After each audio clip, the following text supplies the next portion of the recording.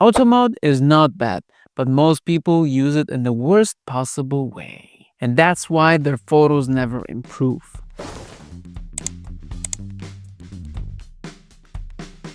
If you're using auto mode, this video is not here to shame you. Sometimes I use it myself.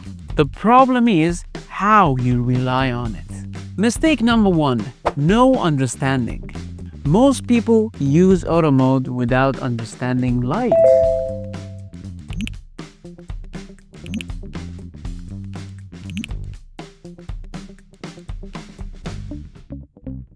You know what they do? They point the camera and hope for the best. The camera doesn't understand mood. It doesn't know what matters in the photo. It only tries to balance everything. Let me tell you the truth. Balanced doesn't mean interesting. The camera sees everything. You decide what matters.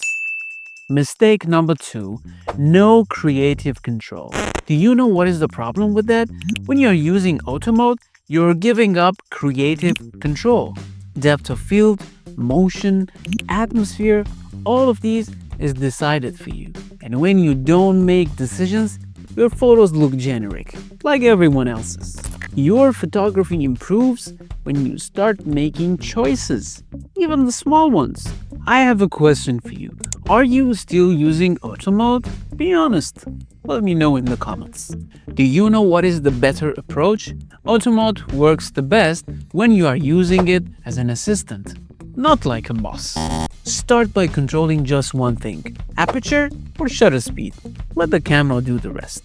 This is how you slowly train your eye, and that's how real improvement happens. When you can control everything about your camera, of course you're becoming more confident. Auto mode is not the enemy. Staying passive is. If you want to improve your photography skills without overcomplicating things, subscribe to my channel and I'll see you in the next video.